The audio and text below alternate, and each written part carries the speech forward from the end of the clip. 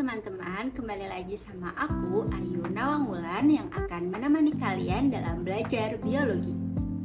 Pada pertemuan kemarin, kita sudah belajar mengenai pengertian dari bioteknologi konvensional beserta ciri-ciri dan contohnya, dan juga pengertian dari bioteknologi modern beserta ciri-ciri dan beberapa contohnya.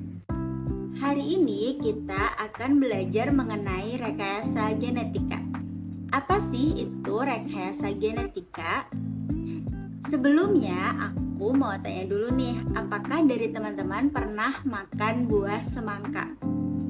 Buah semangka yang teman-teman makan itu apakah ada bijinya atau tidak ada bijinya?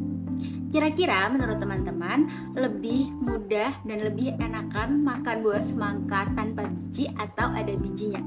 Kalau aku sih lebih suka makan buah semangka tanpa biji. Tapi secara alamiah kita ketahui kalau buah semangka itu ada bijinya. Terus gimana dong dengan buah semangka yang ada bijinya?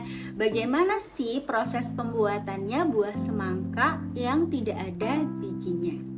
Oke, buah semangka tanpa biji ini merupakan salah satu contoh pemanfaatan dari rekayasa genetika.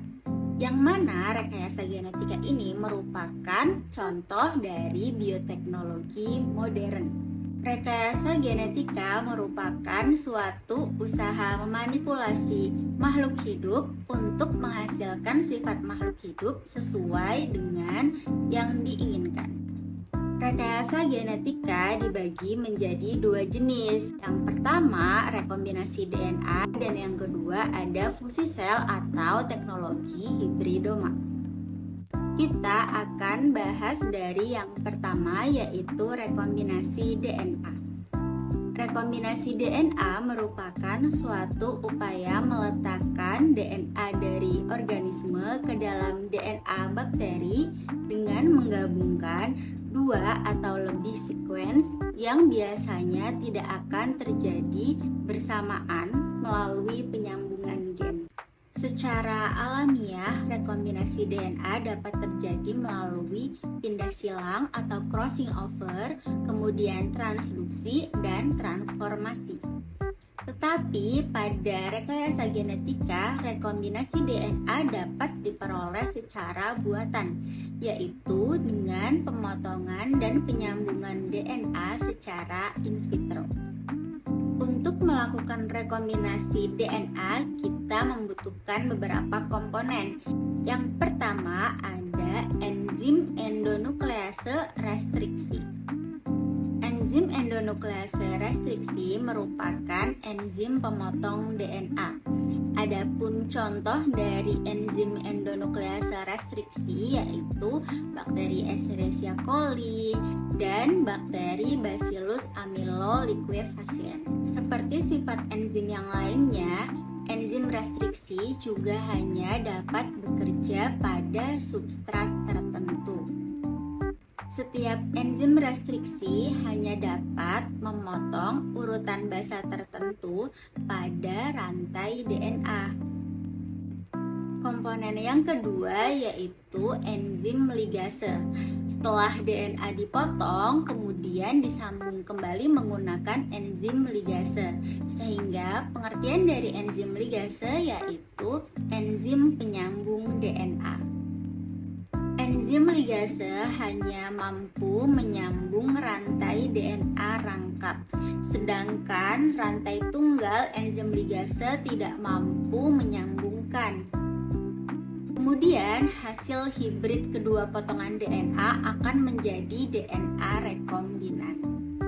Selanjutnya, komponen yang ketiga adalah sel wadah. Sel wadah merupakan sel yang menerima DNA rekombinan.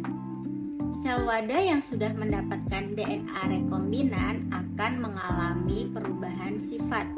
Peristiwa perubahan sifat tersebut disebut transformasi. Biasanya yang sering dimanfaatkan sebagai sel wadah yaitu bakteri Escherichia coli. Kenapa sih menggunakan bakteri Escherichia coli? Karena bakteri E. coli tidak mengandung gen yang berbahaya, kemudian mudah dimasuki plasmid, lalu cepat berkembang biak dan mudah diperoleh. Komponen yang keempat yaitu vektor pembawa gen sisipan. Vektor pembawa gen sisipan ini yang akan memasukkan DNA rekombinan ke dalam sel wadah.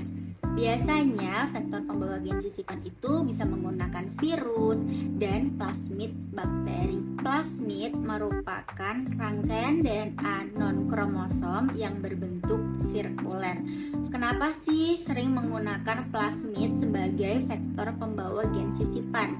Karena plasmid terdapat pada bakteri secara alamiah. Kemudian yang kedua, plasmid berukuran sangat kecil. Yang ketiga, plasmid mudah dikeluarkan dari suatu bakteri dan dimasukkan ke bakteri yang lainnya. Itu merupakan pengertian dan komponen dari rekombinasi DNA. Lalu, apa sih contoh dari pemanfaatan rekombinasi DNA? Salah satu contoh pemanfaatan rekombinasi DNA yaitu proses pembuatan insulin. Seperti yang kita ketahui bahwa insulin sangat penting bagi tubuh kita karena insulin ini berfungsi untuk mengendalikan kadar gula darah pada tubuh kita. Lalu bagaimana sih tahapan pembuatan hormon insulin menggunakan rekombinasi DNA? Yang pertama, kita perlu mengambil DNA yang mengandung gen insulin pada sel pankreas manusia. Kita juga perlu mengambil plasmid dari bakteri, yang mana nantinya DNA yang mengandung gen insulin ini akan dipotong menggunakan enzim restriksi. Begitu pula dengan plasmid dari bakteri juga akan dipotong menggunakan enzim restriksi. Setelah keduanya dipotong, mereka digabungkan atau disambungkan menggunakan enzim ligase. Jadi, potongan dari DNA yang mengandung gen insulin dan potongan dari plasmid bakteri disambung sehingga membentuk DNA rekombinan. Kemudian DNA rekombinan ini dimasukkan ke dalam sel wadah yaitu bakteri Escherichia coli. Itu mengapa DNA harus disambungkan dengan plasmid karena agar mudah dimasukkan ke dalam sel wadah. Sel wadah yang sudah dimasuki DNA rekombinan akan menjadi bakteri yang mengandung gen asli dan gen insulin. Kemudian bakteri rekombinan ini dikembangbiakan sehingga diperoleh populasi bakteri yang menghasilkan hormon insulin dalam jumlah yang banyak. Selanjutnya, hormon insulin yang diperoleh dari bakteri rekombinan akan dikumpulkan dan disuntikkan ke penderita diabetes mellitus yang memerlukan. Oke, next ke jenis yang kedua dari rekombinasi DNA, yaitu fusi sel. Fusi sel berasal dari kata fusi dan sel. Fusi artinya penyatuan, sehingga fusi sel atau teknologi hibridoma merupakan penyatuan dua sel dari organisme yang sama atau organisme yang berbeda. Sel hibridoma akan mengandung campuran gen dari penyatuan dua sel tersebut. Sama seperti rekombinasi DNA, fusi sel juga memiliki beberapa komponen. Yang pertama ada sel wadah. Sel wadah ini harus memiliki kemampuan cepat membelah. Pada fusi sel wadah yang sering digunakan yaitu sel mieloma atau sel kanker.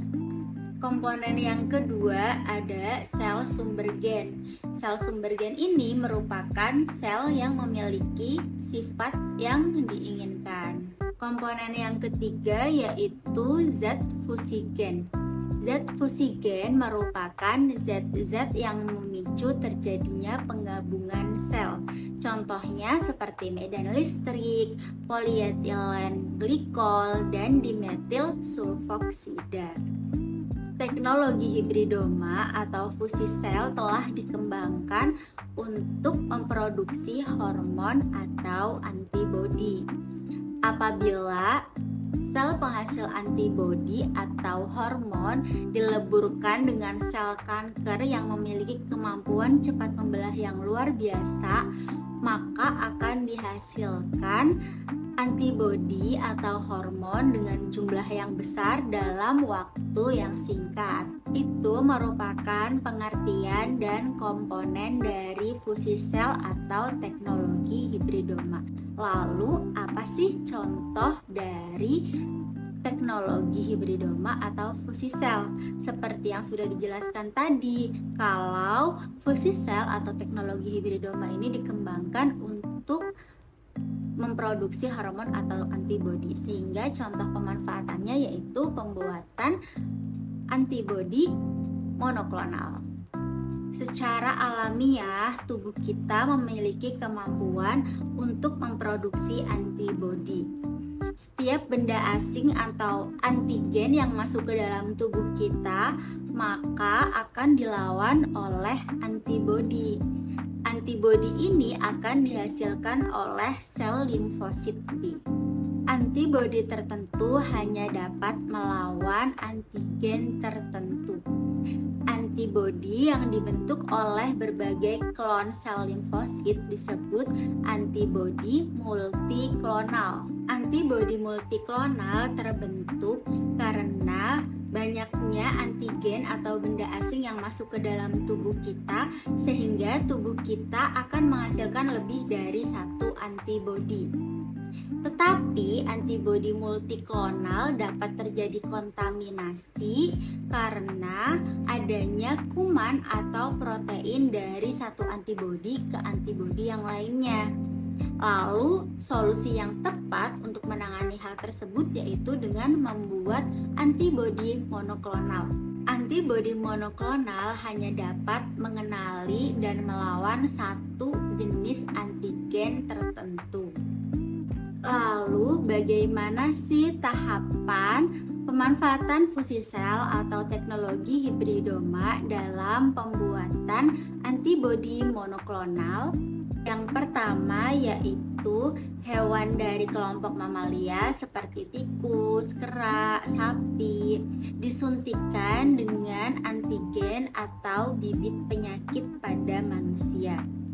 Kemudian karena ada benda asing atau antigen yang masuk ke dalam tubuhnya, maka sel limfosit B yang dari hewan tersebut akan menghasilkan antibodi untuk melawan antigen yang masuk ke dalam tubuhnya.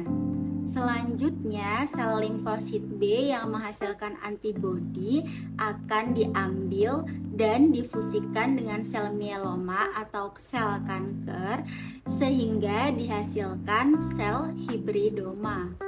Kemudian sel hibridoma dikulturkan atau diperbanyak dan sel hibridoma ini yang menghasilkan antibodi akan dipisahkan. Kemudian sel hibridoma yang menghasilkan antibodi diperbanyak dan selanjutnya antibodi monoklonal siap untuk dipanen. Oke, mungkin itu materi belajar kita hari ini. Mohon maaf apabila ada kesalahan, semoga bermanfaat. Thanks for watching and see you next time.